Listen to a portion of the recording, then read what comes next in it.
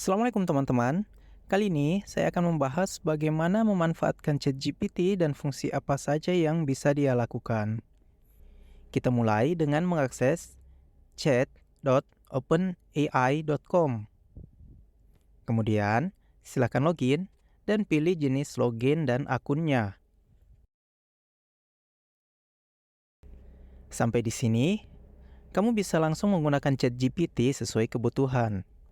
Selanjutnya saya akan membahas tentang sejumlah hal yang bisa kita lakukan dengan menggunakan ChatGPT ini. Fungsi ini sama dengan fungsi search engine pada umumnya. Kamu bisa mendapatkan informasi yang diinginkan, baik pengetahuan umum, fakta-fakta sains, kejadian di masa lalu, atau info-info lain yang biasanya dengan mudah kita dapatkan di search engine. Di sini saya mencoba untuk mendapatkan info tentang siklus hujan. Bisa dilihat hasilnya. Kemudian saya menanyakan fakta tentang hujan yang katanya dapat membuat sakit. Ini dia hasilnya. Lalu saya meminta info tentang kejadian di masa lalu sehubungan dengan hujan.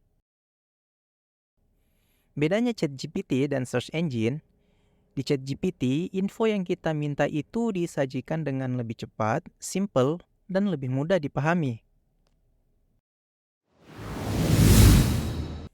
Kehabisan ide saat ingin melakukan sesuatu? ChatGPT bisa membantu dengan ide-ide yang tidak kamu bayangkan sebelumnya. Contoh, saat ingin membuat kejutan untuk seseorang yang spesial, kamu cukup menjelaskan situasinya di ChatGPT, dan ChatGPT akan membuat langkah-langkah yang bisa kamu lakukan untuk membuat kejutan yang kamu inginkan. Seperti yang saya lakukan saat ini, ChatGPT memberikan ide tentang hadiah untuk teman saya yang suka dengan otomotif.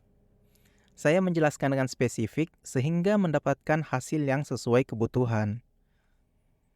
Kemudian saya juga meminta ide untuk menciptakan momen spesial saat memberikan hadiahnya. Ide yang dihasilkan memuaskan dan sangat-sangat membantu. Saat kamu memiliki sekumpulan data yang ingin dianalisa, kamu bisa memanfaatkan ChatGPT untuk melakukan analisa data. Cukup sampaikan data yang dimaksud, ChatGPT akan membantu mengidentifikasi dan membuat telaahan sesuai kebutuhan. Misalnya menyajikan data statistik, mengungkap pola hubungan, atau membuat kesimpulan.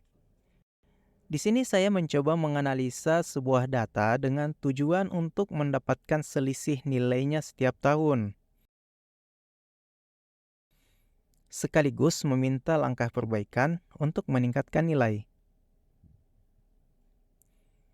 Fungsi ini sangat membantu bagi kalian yang mendapatkan tugas untuk menyusun laporan yang isinya analisa capaian atau laporan semacamnya.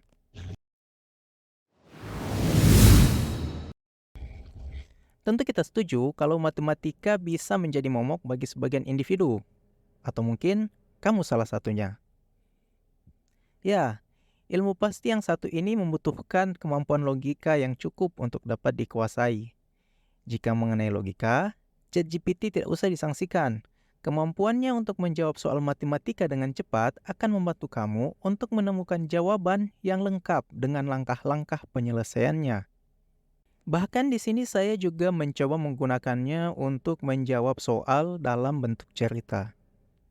Hasilnya, ya tentu saja, bisa kalian lihat jawabannya sangat tepat dan juga cepat. ChatGPT adalah AI yang menggunakan tulisan untuk melakukan komunikasi. Jadi tentu saja dia adalah penulis yang handal. Selain dapat mengembangkan gagasan atau ide, dia juga dapat membuat tulisan dengan lengkap sesuai petunjuk yang disampaikan. Di sini saya meminta dia untuk membuatkan makalah dengan judul yang telah saya tentukan. Bisa dilihat, dengan cepat dia membuatkan yang saya minta lengkap dengan isi hingga kesimpulan. Selain itu, kamu dapat memintanya untuk menyesuaikan gaya penulisan atau membuat tulisan lebih panjang pada poin yang ditentukan. Kayak yang saya lakukan ini, Saya bisa langsung meminta hanya dengan menyebut angka pada poin yang ingin saya panjangkan.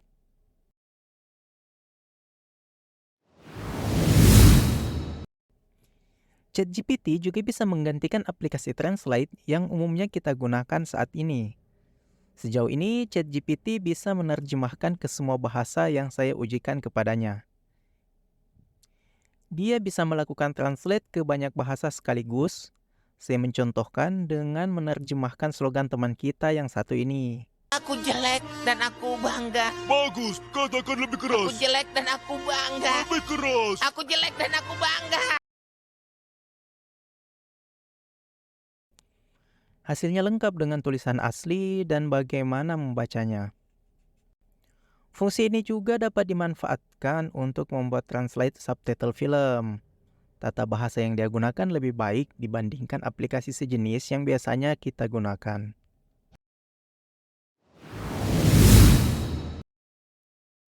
Saat ini, melakukan coding dalam membangun sebuah aplikasi atau halaman web dapat dilakukan dengan mudah dengan memanfaatkan ChatGPT.